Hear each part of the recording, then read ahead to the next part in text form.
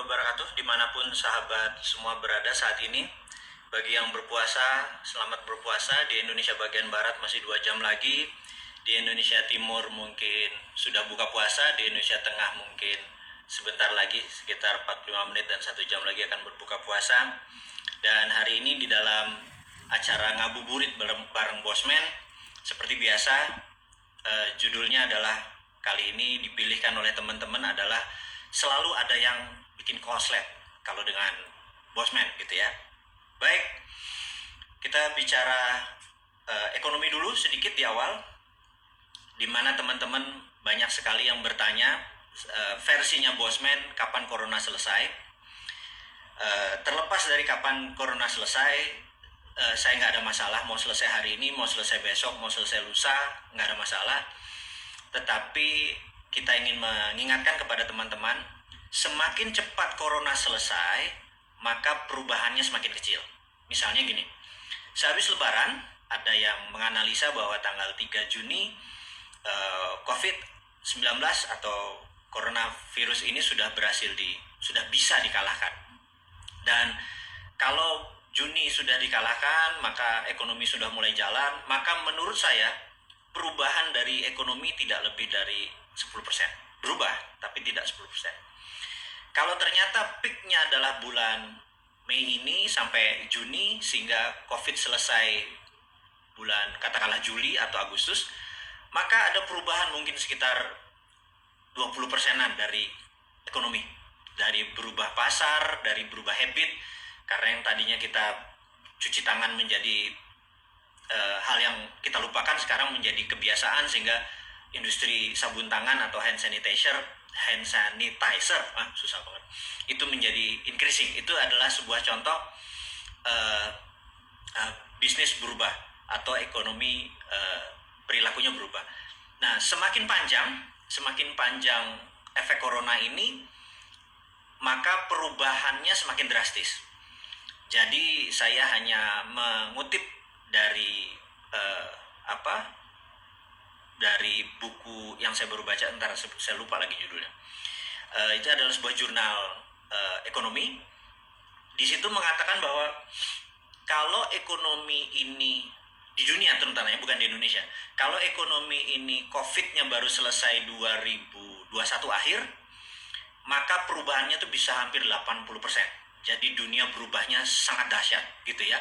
Nah, banyak yang berharap bahwa corona cepat selesai, sehingga mereka-mereka yang biasa berbisnis dengan ala lama bisa menjalankan dengan strategi yang lama. Tetapi ketahuilah sahabat semua, kalau corona ini baru selesai di dunia adalah tahun depan, katakanlah semester pertama, semester kedua, kita nggak tahu, maka perubahan itu sangat signifikan. Disinilah kita sebagai pebisnis, sebagai entrepreneur, sebagai profesional, sebagai Anda pegawai apapun segala macam, kita harus agile, kita harus sabar. Tidak bisa kita melihat bahwa ini pasti. Anda harus punya plan A, plan B, plan C gitu ya. Saya kadang-kadang kalau di dalam diskusi dengan beberapa teman itu, saya suka ngingatin dengan kata-kata yang sangat ekstrim gitu ya, bahwa tahu nggak kenapa PKI itu gagal waktu tahun 65 mengkudeta Indonesia? Maka jawaban saya adalah karena dia nggak punya plan B gitu ya. Dan ini kata-kata mungkin agak ekstrim gitu ya. Jadi kita harus punya plan A, plan B. Memang ada beberapa negara, Arab Saudi sudah selesai, ini sudah selesai. Saya tidak mengatakan ini 1 atau 2 negara. Saya mengatakan ini adalah corona secara global, secara seluruh dunia. Jadi bukan berarti kalau Indonesia katakanlah selesai bulan Juli gitu ya, terus Indonesia bisa bergerak dengan 100%, sementara Singapura masih lockdown. Singapura kena second wave. Terus China saat ini sebagian kena second wave. Jadi China pun belum full capacity, apalagi Amerika first wave-nya aja belum selesai. Jadi teman-teman, saya saya sangat mengingatkan kepada sahabat semua, di dalam menganalisa ada 2, ada lokal, masalah Indonesia, ada juga masalah global, internasional. Jadi saat ini mungkin Indonesia akan selesai bulan Juni atau Juli. Kita harus bersiap. Tapi dunia, saya belum melihat tanda-tanda akan selesai. Peaknya masih belum tahu. Jadi kita ready dengan plan A, kita ready dengan plan B, kita ready dengan plan C. Itu adalah kabar bisnis seperti biasa. Saya buka dengan bisnis dulu. Nah, yang kedua adalah seperti biasa, di dalam video-videonya Bosman selalu menceritakan tentang geopolitik dan geostrategi. Ini hanya rasa prihatin saya kepada anak bangsa, di mana kita tahu sejak reformasi 20 tahun yang lalu, pelajaran pendidikan Pancasila, pelajaran bernegara agak kurang, bahkan dikatakan hampir hilang. Jadi mereka-mereka yang berusia 39 tahun ke bawah, pemahaman bernegaranya berbeda dengan yang mereka-mereka yang senior gitu ya, yaitu yang usianya mungkin di atas 50 tahun gitu ya. Nah, tapi pelajarannya kita buat populis, kita buat santai, kita buat tidak heavy atau berat gitu ya. Sebagaimana teman-teman tahu, udah 2 episode saya menceritakan tentang geopolitik dan geostrategi, dan hari ini pun kita akan kupas sedikit gitu ya. Saya akan kupas dengan sebuah tulisan yang berjudul Long Telegram. Long Telegram ini ditulis oleh George F. Kennan, jadi Kennan, K-E-N-N-O-N, jadi Kennan. George F. Kennan adalah mantan duta besar Rusia waktu itu masih Soviet, dari Amerika, dan dia menulis judulnya Long Telegram. Ini menarik karena sejak saat itu foreign policy atau kebijakan luar negeri Amerika sampai sekarang tidak berubah. Saya sengaja memberikan pelajaran ini dari Amerika dulu, kemudian baru Anglo-Saxon, Inggris, kemudian baru kaum Arya, Jerman, Rusia, dan lain sebagainya, dan terakhir kita-kita yang kaum kulit berwarna ini yang sama mereka orang kulit putih tidak dianggap gitu ya. Saya harus menceritakan ini apa yang mereka pikirkan, bukan apa yang kita tahu. Sekali lagi, saya banyak belajar dan banyak membaca, banyak berdiskusi dengan teman-teman urusan geopolitik dan geostrategi, dan sudah 18 tahun per hari ini. Jadi rasanya itu dari bawah sadar saya kalau bicara begini. Oke, balik lagi ke informasi yang George F. Kennan tadi. Dia mengatakan bahwa Amerika itu memiliki 5,7% populasi dunia. Ini tahun 40 ya. Ini adalah tahun 40-an, hampir tahun 50-an, 49 atau 47 saya lupa. Amerika itu memiliki 5,7% populasi dunia, tapi menguasai 65% world wealth atau kekayaan dunia gitu. Dan ada kata-kata yang setelah itu yang menjadi patokan adalah we want to keep it that way forever. Jadi Amerika ingin selama-lamanya menguasai 65% ekonomi dunia atau world wealth atau kekayaan dunia, dan itulah yang membuat mereka selalu menjadi polisi dunia, selalu ingin mengontrol dunia. Dan teman-teman pasti kalau lihat video-videonya Bosman selalu bilang saya kampret-kampretin itu Amerika, karena benar-benar sebel saya, apalagi kalau pemerintahnya tersebut surrender gitu ya terhadap Amerika atau terhadap asing deh gitu ya. Misalnya di zaman sebelum Pak Jokowi misalnya gitu, pemerintahannya Pak SBY gitu ya. Anda bisa lihat rekam jejak saya juga cuman ya karena tidak ada sosial media sebagus sekarang mungkin tidak banyak tercatat, tetapi di situ pun saya termasuk orang yang kenceng gitu ya, tidak setuju. Contoh. Saya adalah penentang tahun 2002 sewaktu Undang-Undang 45 mau diubah menjadi Undang-Undang 2002. Anda semua pasti lupa sejarah itu. Saya bisa sebut nama-nama mereka. Kita berada di gedung DPR pun, tapi jam 7:30 intinya tidak terjadi aja kita ngepung DPR. Itu udah selesai. Tapi kita berangkat adalah mengingatkan kita tidak setuju Undang-Undang 45 diubah menjadi Undang-Undang 2002. Karena Undang-Undang 2002 kalau disetujui, sekali lagi ini kan kita bicara sebelum disetujui, akan menjadi begini. Begini itu persis seperti Indonesia saat ini gitu ya. Dan itu kita cuman ngurut dada gitu ya. Nah, apa sih yang terjadi sebenarnya di Undang-Undang 2002 yang saat ini dipakai di Indonesia? Jadi gini, Undang-Undang 2002 itu merubah drastis sekali aturan main bernegara di Indonesia. Nomor 1, kita pemilihan kepala daerah dan pemilihan presidennya menjadi direct. voting. One man, one vote. Atau dalam bahasa kerennya adalah popular vote. Dan saya tidak setuju popular vote. Negara Amerika yang katanya biangnya demokratis saja tidak popular vote. Mereka pakai electoral vote. Saya pengennya 2024 kita tidak pakai lagi electoral vote. Tidak pakai lagi popular vote. Tapi electoral vote. Saya ceritakan dulu kenapa.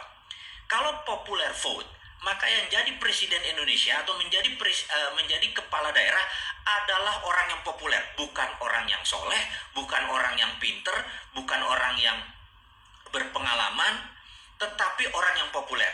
Karena itu ya, boleh dibuktikan siapa saja saat ini yang mau menjadi pemimpin Indonesia, katakanlah 2024 atau mau menari menjadi kepala daerah tahun 2002, mereka saat ini ganjen genitnya bukan main di media. Bisa keluar dengan berbagai macam tampang-tampang mereka, entah dengan COVID lah ngomongnya, entah dengan donasi lah, entah dengan gerakan-gerakan apapun, pokoknya mereka genit gitu ya. Nah, saya sengaja memancing itu di awal diskusi kali ini gitu. Bosman mau jadi presiden? Kagak, gue nggak mau keluar tampang. Lihat aja video gue, nggak ada tampangnya gitu ya. Itu membuktikan saya nggak pernah mau terpikir menjadi public services. Orang lain aja. Tapi ide-idenya bernegara saya mau ajarkan. Jadi siapapun yang menjadi kepala negara, kepala daerah, saya akan ajarkan bagaimana cara bernegara dengan muscle knowledge yang lain, dengan ilmu pengetahuan dari otot pengetahuan yang lain, sehingga balance, sehingga ada pembanding gitu ya. Nah, jadi Anda bisa lihat saat ini genit sekali siapapun itu yang menari itu, karena mau yang jadi presiden adalah populer vote, dia harus populer. Kegenitan seperti ini saya muak, saya capek gitu, ada gerakan inilah, gerakan itulah gitu ya. Apapun itu hanya untuk mereka menjadi spotlight gitu ya. Dan gila, lu masih 4 tahun lagi lu mau jual diri gitu banget sih gitu ya. Kalau gerakan aja, nggak usah pakai jualan gitu ya. Nah, ini yang saya menganggap bahwa karena sistemnya tahun 2002 adalah popular vote, bukan electoral vote. Nah, sekali lagi, apa itu populer, apa itu electoral? Electoral vote itu begini, kita memberikan pembobotan kepada seseorang. Misalnya seorang bosman tamat SMA doang, nggak bayar pajaknya jelek atau bahkan tidak bayar pajak gitu ya, maka suara saya satu gitu ya. Kalau sekarang ini suara orang semuanya satu, seorang yang ahli ibadah, ahli surga, hafal Quran, santun, bergerak, sosialnya luar biasa, humble, rendah hati dan lain sebagainya gitu ya, pembayar pajak yang taat, suaranya satu. Pembunuh, pemerkosa, ahli penjara, itu suaranya juga satu gitu ya. Ini nggak fair. Karena apa? Di Indonesia ini banyakan orang baik atau banyakan orang yang tidak berilmu atau banyakan orang yang jahat, saya nggak tahu gitu ya. Tapi yang jelas orang yang tidak berilmu, orang yang tidak beragama dan lain sebagainya itu bisa dibeli gitu. Bayangin, presiden atau kepala daerah mendapatkan suaranya karena membeli. Itu nggak jujur banget gitu ya. Gimana bisa menjadi bangsa besar kita gitu. Nah, kalau electoral vote misalnya, kalau dia sarjana, kayak tadi bosman suaranya satu, tapi kalau dia sarjana S1 gitu misalnya, dia suaranya 2, sarjana S2 dia suaranya 3, sarjana S3 suaranya jadi 4, terus sarjana S3 dia membayar pajak 1 miliar setahun, suaranya jadi 17 gitu. Nah, hal-hal seperti begini membuat seseorang waktu dipanggil namanya Pak Badu dengan 17 suara, itu waktu voting itu bukan memilih, dia benar-benar menentukan arah negara ini gitu ya. Nah, sementara mereka-mereka yang penjahat kelamin lah, mereka yang keluar masuk penjara, koruptor segala macam, kalau perlu cuma 1/4 atau perlu 0, nggak ada suaranya. Orang-orang yang yang kriminal seperti itu, karena apa? Gimana mereka? Oke lah, mereka diwakili karena mereka warga negara Indonesia. Ya tapi jangan satu suaranya, 1/4 gitu, atau 1/10 gitu. Alias 10 orang mereka baru 1 suara gitu ya. Nah, itu yang kita sebut electoral vote. Saya menantang Anda, sahabat semua, ada sekarang 4.700 yang menonton nih. Yuk kita buat sebuah referendum kali, apapun, dan jangan saya, Andalah yang bergerak, gimana caranya supaya kita punya electoral vote. Jadi misalnya anggota MPR dia 100 gitu ya, gitu. Nah, itu yang saya protes di waktu tahun 2002, bahwa nanti presiden Indonesia pilihan pasti orangnya tidak, dalam tanda petik, belum tentu capable, belum tentu paham, tapi dia populer, dia dicintai. Ya apa boleh buat. Sekarang udah terjadi gitu ya. Nah, ke depan ya dirubah gitu. Yang udah kejadian deh. Gitu. Ke depan kita rubah. Yuk, teman-teman, kita buat ini sebagai sebuah pemahaman dulu deh. Coba kita brainstorming sesama teman di kampus. Ayo kita brainstorming. Apa masalahnya dengan pembobotan? Dan pembobotan yang paling enak adalah satu, berdasarkan pendidikan, dua, berdasarkan berapa disetor pajak. Karena pajak itu wujud ketaatan. Jadi kalau dia udah nggak bayar pajak, dia penjahat kelamin, terus suaranya satu gitu ya. Saya bilang nemen ini aturan ini, popular vote. Sekali lagi, nah di Amerika itu kalau popular vote Hillary yang menang, tetapi faktanya electoral vote orang-orang punya suara 100, 17, 27 pikir mendingan Trump deh, lebih nasionalis daripada dia. Cabal itu adalah politikus yang sering menjual negaranya. Akhirnya dipilih Trump itu ya. Ini kira-kira apa yang terjadi, kenapa tahun. Apalagi yang hilang dari 2000 Undang-Undang Dasar UUD 2002, dari Undang-Undang Dasar 2000 Undang-Undang Dasar 1945 adalah hilangnya GBHN, garis besar haluan negara, hilang. Bayangin, kalau kita lagi berjalan ke sebuah tujuan gitu ya, naik perahu, terus kita bilang kita mau ke sana, itu namanya garis besar haluannya ke sana gitu ya. Bisa dibayangkan Indonesia nggak punya GBHN loh. Jadi apa yang terjadi? Jadi mereka ya tiap tahun, ya udah tahun ini buat ini, tahun ini buat ini. Udah nih ada COVID nanti begini. Mereka bisa berubah setiap saat. Yang kita bilang ini mau bangun apa sih lo? Gitu ya. Kita boleh bertanya kepada pemimpin kita, kepada pemimpin daerah, kepada pemimpin bangsa ini atau pejabat saat kita tanya, lo mau buat apa sih semua gitu? Karena garis besarnya mana gitu. Tapi karena memang dicopot gitu. Sekali lagi, itu pesanan on tohot Amerika. 2002 itu pesanan supaya bangsa ini bubar semua. Dan ini harus diluruskan. Jadi jangan pilih Mardigu jadi presiden, karena kalau ini kita bisa undang-undang 2002 saya ubah kali ya gitu menjadi undang-undang berapa, 2024 kali kita ubah. Ya mungkin electoral vote bukan popular vote, GBHN masuk lagi, dan ada lagi yang paling menurut saya paling menohok saya, yaitu ketika teman-teman terpilih menjadi anggota DPR, banyak sekali mereka adalah artis. Saya nggak salah masalah artis, tapi kebangsaannya kita challenge. Anda tahu nggak sistem bernegara gitu ya? Terus karena mereka populer, terus gimana kalau kita mengadakan lemhanas dulu kepada mereka yang mau menjadi wakil rakyat? Mereka harus diajari dulu cara bernegara. Atau nonton video Bosman deh, 250 biji, lo nonton deh tuh gitu. Itu cara cerdas bernegara. Baru dia boleh, nanti kita kasih sertifikat asal bayar 750.000. Pokoknya mirip-mirip lah apa kaum milenial sekarang tuh, prakerja ini namanya pra-anggota DPR lah, apalah namanya gitu ya. Tapi syaratnya cuma nonton gratisan tapi bayar gitu. Geblek-geblekan aja kita nasional ini, lucu-lucuan aja, kita buat seru aja nih bangsa gitu ya. Nah, jadi mereka-mereka yang populer tadi ya bisa bapaknya preman, anaknya jadi, itu saya harus ngomong apa adanya, dan Anda boleh sakit hati dengan Bosman ngomongnya nyakitin nih gitu ya. Tapi fakta ya harus diucapkan gitu ya. Nah, jadi apa yang parah lagi? Hilangnya fraksi TNI Polri dari DPR. Itu saya nyereh hati, cek Sunda mah gitu ya. Loro hati saya gitu, sakit hati saya. Kenapa? Mereka TNI Polri, mereka itu tidak boleh milih loh. Ada 1 juta atau hampir 1,5 juta anggota TNI dan Polri, mereka nggak ada suaranya, nggak ada voting right-nya. Terus mereka tidak ada wakilnya lagi. Mereka kan tidak nyoblos, terus nggak ada wakilnya di DPR. Padahal mereka ngerti bela negara, mereka ngerti apa itu cara melindungi setiap sendi bernegara, ipolek sosbud hankam, ideologi politik, sosial budaya, pertahanan keamanan. Mereka paham karena mereka di-train dari dulu, di-drill dari dulu selama puluhan tahun. Nah, kalau saya sekali lagi, saya pengen undang-undang 2002 kita challenge, kita ubah, masukkan TNI Polri balik, anggap suaranya cuma 5%. Dari seluruh anggota DPR suaranya 5%, jadi balik lagi sehingga ada yang mengawal negara kita. Jadi orang-orang yang masih baru, yang tadinya artis, oh begini toh cara bernegara, karena akhirnya dia jadi pinter, terus dia belajar menjadi the best negara, menjadi pagar yang bagus lagi anggota DPR itu kalau masuk TNI Polri. Terus yang berikutnya ASN, pegawai negeri ini sering dipakai oleh para incumbent untuk menekan, untuk memilih dia lagi kalau dia mau jadi second term, karena pegawai negeri, lu gue yang bayar kan, dan lain sebagainya.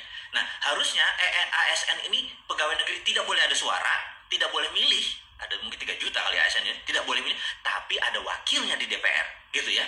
Jadi sekali lagi, tadi TNI Polri masuk, kemudian ASN masuk, sehingga mereka nggak memilih tapi ada wakilnya, sehingga mereka tetap aspirasinya tersalurkan gitu ya. Mereka guru, mereka segala macam, nah, harus ada wakilnya daripada dipakai oleh incumbent atau pejabat yang setempat, entah itu pegawai entah itu bupati, wali kota, gubernur. ASN nggak boleh memilih. ASN benar-benar abdi negara dan mereka ada suaranya di DPR gitu ya. Dan ini yang terakhir, DPD utusan daerah toto keluar gitu ya. Dulu ada utusan daerah DPR, harusnya masuk. Jadi 10% adalah TNI Polri, 5% ada ASN, 5% adalah utusan daerah. Ini adalah 20%. Yang 80%-nya adalah DPR yang sekarang dipilih gitu ya. Itu ada di DPR tingkat 1, DPRD tingkat 1, DPR tingkat 2, dan DPR pusat. Kalau hal ini terjadi, ini menjadi game changing. Negara menjadi keren menurut saya. Jadi, nah saya dulu, jadi kalau ditanya, saya dulu menolak yang 2002 karena akan begini, tapi udah terjadi. Ke depan saya akan menggunakan kekuatan teman-teman. Yuk, 2024 sebelumnya tentunya, sekarang ini kita ubah game changingnya. Mau nggak negara ini berubah gitu ya? Jadi jangan corona aja berubah, jangan hanya ini ada new normal ekonomi. Ini new normal nasionalisme nih yang kita harus lakukan. New normal nasionalisme, new normal bernegara, kita buat aja mumpung momennya ini adalah sekarang. Mumpung kita semua riset, mumpung anggota DPR-nya saat ini nggak tahu dukung nggak ya? Gua nggak ngerti dah. Nggak ada duitnya sih. Gua nggak tahu. Tapi ya teman-teman, kalau Anda kenceng, punya kekuatan bersama, harusnya berubah gitu ya. Nah, jadi saya pengen saya pikir cara cerdas bernegara hari ini mudah-mudahan ketangkep. Sekarang kita masuk balik lagi ke geopolitik luar negeri. Kalau tadi dalam negeri ya, balik lagi. Jadi kita tahu bahwa Amerika setelah long telegramnya George F. Kennan menyatakan we want to keep it that way forever gitu ya. Jadi setiap ada yang men-challenge, setiap ada yang menantang, Amerika pasti disikat gitu ya. Kita contoh siapa yang pertama? Ada sebuah negara baru merdeka 10 tahun. Negara ini mengundang seluruh pemimpin-pemimpin besar dunia. Mengundangnya di kota kecil lagi, bukan ibu kota negaranya. Dan yang datang ada Gamal Abdul Nasser, ada Zulfikar Ali Bhutto, ada Jawaharlal Nehru, ada Mao Zedong. Bayangin, saya sebut namanya ya, Mao Zedong. Itu adalah bapak bangsa di semua negara yang datang. Yang mengundang adalah Bung Karno di tahun 55 di kota kecil yang namanya Bandung. Pertanyaannya, saktinya apa itu Bung Karno? Sehingga ada orang-orang besar dunia itu datang ke sebuah negara yang baru merdeka 10 tahun. Anda pernah mikir nggak sih? Gitu ya. Ini apa yang dilakukan? Soekarno tahu sekali bahwa Indonesia memiliki aset yang luar biasa yang namanya natural resources, sumber daya alam. Dari mana taunya bahwa sumber daya alam di Indonesia itu the best in the world? Bukan one of the best, jadi the best in the world. Sederhananya begini. Kalau ada bola, dari bola plastik kita tiup, kemudian di bola itu kita kasih glitter, kita kasih yang sparkling, yang mengkilat tuh. Kemudian bola itu diputar. Apa yang terjadi? Glitter itu di mana nempelnya? Glitter itu nempelnya ada di tengahnya gitu ya. Tengah glitter. Nah, di Indonesia ada di Katulistiwa. Sudah miliaran tahun bumi ini berputar pada porosnya. Betul ya? Kecuali yang flat earth lah, silahkan itu. Gua nggak ngerti gimana dia bisa ada matahari siang malam tuh kalau nggak matahari berputar. Otaknya gua nggak tahu lah di mana. Gua anti flat earth gitu ya. Yang jelas ini kita putar, bumi ini diputar. Karena itu seluruh mineral terbanyak ada di lingkar ini gitu ya. Nah, mineral itu kalau di tabel periodik dulu waktu SMA kan kita suka ngapalin tuh, hari libur nanti kita rebus kubis Prancis. Ingat nggak pelajaran itu? Udah pada lupa? Lu kimia pada kemana? Terus besok minggu cari Sri Baginda Laja ke BE, SG dan lain sebagainya. Ingat ya pelajaran itu ya. Nah, itu semua ada di Indonesia. LI yang saat ini lagi dibangga-banggain orang, lithium ada di Indonesia gitu ya. Nah, Soekarno tahu sekali bahwa mineral-mineral tadi, mulai dari mineral tanah jarang atau rare earth sampai mineral precious group metal, itu semua ada di Indonesia. Kalau dia audit, katakanlah nikel diaudit, misalnya nilainya ini dari langit aja ya, 1000 billion gitu ya. Terus copper nilainya 1000 billion gitu ya. Terus apalagi dia sebutin lah, mangan, thorium, palladium, osmium, germanium, apapun sebut gitu ya. Nah, kalau anggap aja nikelnya deh nilainya 1000 billion gitu ya. Ini kalau diterbitkan surat berharga itu namanya sovereign wealth fund yang saya sering dengung-dengungkan. Dulu Pak Karno pakai sebagai bargain power gitu. Ini akan dibagikan, dipinjemin kepada teman-teman negara-negara tadi, Gamal Abdul Nasser di Mesir, atau si Zulfikar Ali Bhutto Pakistan, mungkin Mao Zedong dan lain sebagainya. Pada saat selesai tahun 55, Amerika gemeter gitu, Amerika gemeter. Dan itulah operasi yang saat ini saya menyebalkan adalah, kita bisa tahu CIA operation menumbangkan Pak Karno, diganti dengan, ya sejarah sudah itu semua. Itu karena Indonesia segitu powerfulnya pada saat itu dan lupa melakukan strategi-strategi yang penting. Jadi kalau saya nih jadi presiden, saya pasti suka modelnya model Soekarno nih, nggak kayak strateginya nggak cantik nih, pasti jeder-jederan gitu ya. Karena itu saya nggak mau. Tapi saya mengingatkan, kita harus menoto, titis. Jadi kita menoto, kita harus teliti dan kita harus tepat sasaran. Notonya sekarang bahwa kita mau jadi negara besar. Kenapa sekarang? Saya ingat kemarin 1 Mei, sewaktu Presiden Singapura Nation Speech bicara di TV nasional, dia mengatakan bahwa sekarang masa deglobalisasi. Apa artinya sahabat? Paham nggak deglobalisasi? Dulu kan ada globalisasi, di mana ada global supply chain, negara ini produksi ini, negara produksi ini. Sekarang deglobalisasi artinya semua negara balik ke nasionalisme, balik ngurusin dirinya sendiri. Dan Singapura panik kalau terjadi deglobalisasi, negara Singapura adalah negara yang bergantung pada negara lain gitu ya. Mendadak negara ngurusin sendiri-sendiri gitu. Nah, pada saat negara ngurusin sendiri-sendiri, Singapura panik. Singapura harus merubah country action-nya gitu ya. Dan dia udah ngomong, saya bilang wah hebat juga nih, saya pikir dia pasti sudah thinking far gitu ya. Dan pemimpinnya bagi saya adalah visioner sekali. Saya pikir oke, saya salut, saya rinci sekali, saya catat apa yang dia maksud. Nah, kembali lagi, pada saat semua negara sekarang deglobalisasi, mereka ngurus dirinya sendiri, ngurus karena COVID, ngurus karena efek ekonomi dan lain sebagainya. Terus banking ada masalah problem, masalah non performing loan, segala bangsa ini sebentar lagi punya masalah itu.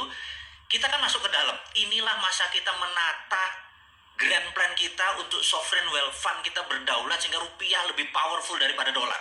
Jangan lagi pakai dolar, apa-apa pinjam dolar, apa-apa nyari foreign direct investment. Saya tuh kadang-kadang kesel tuh, kadang-kadang emang lu nggak sadar ya ada pengetahuan knowledge yang lain gitu ya.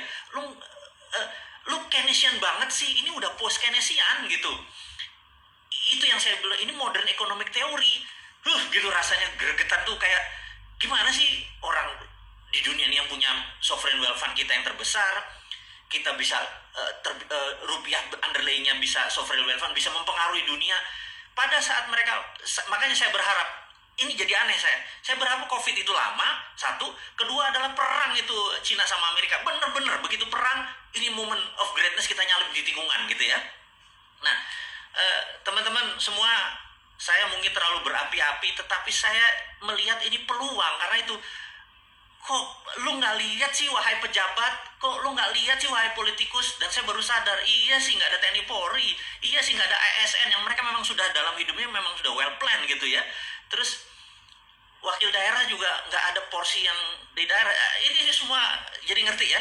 Tapi kan kita punya sosial media, kita punya sahabat-sahabat semua yang ada di tempat Instagram. Yuk kita buat kesadaran nasional. Jadi ini ada bukan sekedar new normal dalam ekonomi, tapi ini adalah new normal dalam nasionalisme gitu ya. Karena apa? Deglobalisasi tadi, anti globalis, kita menjadi balik ke nasionalisme. Jadi Indonesia for Indonesia gitu ya.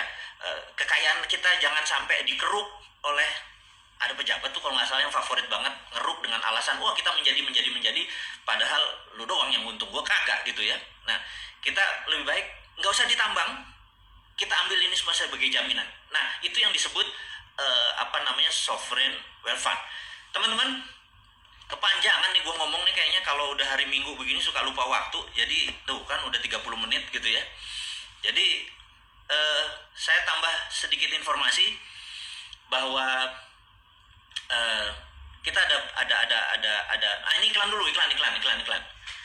Lu mah ngegas aja lu, nanti gua di challenge orang nih yang enggak. Oke, kita iklan dulu, bahwa saya sekedar mengingatkan teman-teman bahwa Vision 2030 untuk Rumah Yatim Indonesia hanya berlaku sampai di bulan Ramadan ini. Kalau Anda mau memesannya dan membelinya, kami dari Rumah Yatim Indonesia mengucapkan terima kasih banyak.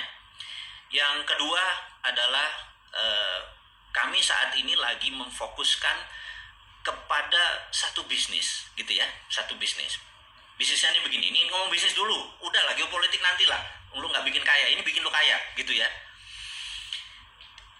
Saya tuh merasa bahwa teman-teman dari 1.000 orang, kalau kita ketemu 1.000 orang, maka hanya 17% mereka yang entrepreneur atau pengusaha atau UKM dan lain sebagainya. Sisanya mereka adalah pegawai, sisanya mereka adalah profesional, mereka dengan berbagai profesi gitu ya. Jadi saya kepikir, nah teman-teman sekarang banyak yang di rumah, mungkin menjadi jangka panjang ini di rumahnya, menjadi sebuah kebiasaan baru. Gimana caranya di rumah bikin duit? Itu nomor satu. Yang kedua adalah, dulu kira-kira 4-5 tahun yang lalu teman-teman ingat, kalau kita ngiklanin di Facebook atau kita ngiklanin di IG gitu ya, IG mungkin belum sekencang masih Facebook lagi ya, terus atau Google Ads gitu ya, pakai Google. Itu kalau kita ngeluarin 1 juta, kita rata-rata dapat 4 juta salesnya gitu ya. Ini sekedar nginget nih. Saya tahu otak teman-teman tadi masih kebakar urusan bernegara, tapi kita bisnis adalah realita. Yang bayar rekening kita tanggal 20 ya bisnis gitu. Kalau politik itu nggak tahu dapat duitnya dari mana. Karena dapat duit dari politiknya nggak enak kayaknya, dari jabatan, dari nggak keren gitu ya. Oke, balik lagi. Kalau dulu kita mengiklan 1 juta, itu biasanya dapat 4 juta gitu. Itu pengalaman. Jadi kita ngutik, naruh 1 juta dapat 4 juta, 1 juta dapat 4,5 juta, kira-kira. Tapi semakin orang sadar dan tahu apa yang terjadi, semakin banyak orang pasang iklan. Ternyata sekarang masang 1 juta nggak bisa 4 juta atau 5 juta lagi. Sekarang masang 1 juta paling top 3 jutaan gitu ya. Sehingga ditambah produk kita kurang untung. Bahkan saat ini kita ngiklan 1 juta, paling omsetnya 1 juta juga. Jadi makin berat karena pasarnya crowded, orang makin banyak ngiklan gitu ya, Ternyata pasar itu ketat sekali. Kita lagi mikir, kayaknya ada cara yang powerful nih. Saya lihat anak-anak muda generasi milenial dan generasi Z ini punya kelebihan dibandingin generasi saya, generasi kolonial. Kalian itu baik, suka nge-share. Apa aja nge-share? Lucu nge-share, lucu komen, gitu ya. Jadi saya pikir budaya ini budaya baik nih, dan orang Indonesia tuh budaya givingnya, budaya memberinya tuh baik banget gitu ya. Saya pikir kenapa nggak dimanfaatin? Jadi kalau teman-teman nge-share, gratis aja kita nge-share. Kalau nge-share-nya dibayar 2.000, mungkin lebih seru nih. Kita bicara bukan angka yang aneh, bukan 200 juta gitu ya, 2.000, 3.000 gitu ya. Nah, satu sisi teman-teman yang punya produk tadi, katakanlah saya punya jamu gitu, saya mau jual, yang dulu saya taruh 1 juta nggak bisa jualan, kenapa nggak saya taruh juga di sosial media teman-teman? Jadi saya ini punya program nunggangi sosial media. Jadi bukannya membuat, saya bukan kepikir sama teman-teman, bukan mau membuat new platform, tetapi memanfaatkan Wave. Jadi tetap di Facebook, tetap di IG, tetap di Facebook, tetap di IG. Cuman kita menggunakan platform, algoritmanya Facebook kita buka. Jadi kalau kita ngiklanin 500.000 aja, karena yang ngiklanin teman-teman sendiri, untuk mendapat 4 juta jauh lebih kena. Itu kita lagi nyoba. Nah, teman-teman kalau Anda punya produk, masuk ke www.viralmu.id ya. Di viralmu.id produk Anda masukin, yang biasa Anda taruh 5 juta iklan, 2 juta iklan, 1 juta iklan, coba 300.000 aja. Gitu ya. Coba 300.000, dan terus Anda kasih, kalau yang nge-share ada yang kasih 1.000, ada yang kasih 2.000, sekarapmu. Teman-teman anggap ini jadi peluang. Nah, di satu sisi Anda bisa menjual dengan lebih murah, di sisi lain teman-teman yang lagi leyeh-leyeh tadi bisa dapat income karena nge-share. Ini adalah viralmu. Jadi saya harap tadi setelah dapat ilmu, saya bilang saya mau jualan, dan disinilah saya pengen membantu UKM supaya mereka biaya iklannya turun dan membagi ini kepada teman-teman supaya dapat income.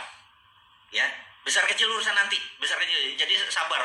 Saya yakin Anda nggak akan jadi bilioner dengan rekening 12 digit dengan memviralkan berapa yang harus diviralkan gitu ya.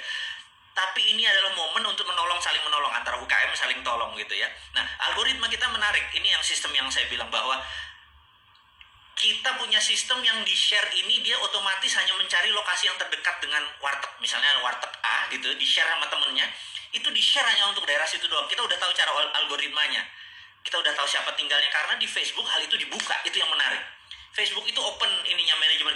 Jadi kita bisa tahu, ini bisa diginiin gitu ya. Kita mencarinya cukup lama, maksudnya brainstormingnya cukup lama, di ideas come up now gitu ya. Saya pengen teman-teman memanfaatkan viralmu .id untuk menjadi solusi buat Anda gitu ya. Nah, kemudian kalau Anda ingin berilmu lagi masanya sekarang adalah aduh pengen belajar gitu ya. Buku ya benar, buku bisnis nggak seanjing itu kawan, itu powerful banget karena saya baru tambah kurangi lagi. Dan saya pikir kalau bisnis akhirnya pebisnis doang. Saya pikir jangan. Integritas itu bukan masalah pebisnis. Parent, sebagai ayah, sebagai orang tua, murid, student, semua profesi, integritas harus ditegakkan. Karena kalau semua menegakkan integritas, semua orang melakukan hal yang benar, Indonesia menjadi powerful, gitu ya. Jadi pelajaran yang tadi hanya sekedar berbisnis integritas seperti mengkritik anak-anak 5,6 triliun hanya untuk belajar pancing, belajar nggak tahu, jangan-jangan nanti besok ada belajar karambol gitu ya, bilang wah gila lu belajar karambol lu, masuk ke dunia pelajaran gratis itu, terus negara harus bayar gitu ya. Saya bilang ini kurang ngajar nih anak-anak. Jadi gara-gara kepikiran itu saya pengen mengajari orang begini loh bisnis integritas.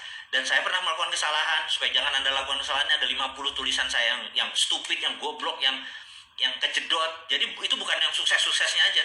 Terus gimana saya melakukannya, gimana saya minta maaf, gimana saya merendahkan diri saya supaya survive. 25 tahun berbisnis gak gampang. 25 tahun masih ketemu lo lagi gak gampang. Kalau Anda gak punya integritas, bilang gue pernah dimakan sama bosman, habis gitu ya. Hal itu panjang, dan sebagai parent, sebagai husband, sebagai pasangan hidup dan lain sebagainya. Ini yang saya pengen teman-teman punya di buku. Pesan aja. Nanti di IG ini akan keluar di mana pesan dan belinya. Dan terakhir, kalau Anda benar-benar ingin merubah mindset, kalau ini beda nih, karena ada subliminalnya. Road to Billionaire itu harus pakai headset. Karena gelombang kirinya makanannya berbeda, karena selisihnya 4, sekian cycle per second itu adalah learning gelombang belajarnya. Jadi pada saat gelombang headsetnya berbeda, masuk pelajaran itu menjadi platform kita di bawah sadar gitu ya. Kalau enggak, kita membentuknya puluhan tahun. Habit itu bentuknya lama. Kalau ini agak dipercepat. Dan pelajaran itu memang ada tulisannya, tapi karena pakai subliminal, karena itu barangnya mahal, karena alat itu cuma ada di Singapura, di Indonesia nggak ada, kami buatnya di Singapura dan mahalnya minta ampun, karena itu barangnya nggak murah gitu ya teman-teman. Jadi itu adalah sedikit jualan saya, iklan di ujung dari pelajaran tentang geopolitik dan geostrategi. Saya ulangi lagi supaya teman-teman ingat bahwa saya berharap Undang-Undang Dasar ya, UUD 2002 diubah menjadi Undang-Undang Dasar baru agar kita ke depan mempunyai pagar-pagar bela negara, yaitu anggota DPR, sistem electoral vote. Itu bisa membuat kita menjadi bangsa yang kuat. Kemudian sovereign wealth fund, apa yang distrategikan oleh Bung Karno, yang benar niatnya, tapi caranya waktu itu mungkin tidak dengan kekuatan yang lain sebagainya. Sekarang kita toto yang benar, supaya kita bisa sovereign wealth fund, rupiah ini $1 jadi $1. Itu dengan kekuatan sumber daya yang kita. Dan syaratnya satu, jangan dikeduk. Jadi SWF itu, sovereign wealth fund itu kalau dibilang, oh kita mengeduk tambang, itu membuat aset kita hilang. Gak sovereign lagi, tidak berdaulat lagi. Tapi biarin buat anak cucu kita, jangan ditambang. Value-nya saja yang kita angkat, kita jadikan paper. Dan karena 1:1 antara paper dengan ini, paper itu lebih powerful daripada kita dolar yang saat ini di printing tanpa sebab. Jadi mudah-mudahan teman-teman, hari ini Anda dapat sesuatu yang baru. Hari ini kita bersemangat baru, Indonesia baru. Saya tidak ingin ada perang, tetapi sekali lagi, kalau ada perang, ini ada opportunity kita. Kalau COVID ini lama, jadi ini COVID kill life. Emang benar COVID membunuh manusia atau membunuh kehidupan. Tapi slow government respond kill everything. Jadi lambatnya keputusan pemerintah itu membunuh semuanya. Dan saya nggak berharap kita salah kaprah, salah analisa, salah data, sehingga semuanya jadi lambat, terus malah kitanya bubrah. Biarin Cina sama Amerika bubrah, biarin dunia bubrah, tapi Indonesia harus solid, keputusan harus cepat, dan peluangnya adalah SWF. Sovereign Wealth Fund itu dipakai untuk solusi anak bangsa. Kalau nggak ngerti, panggil bosman, kemanapun, ngomongin Sovereign Wealth Fund. Dan Anda harus ada hal yang penting, harus biji, Anda harus berani, gitu ya.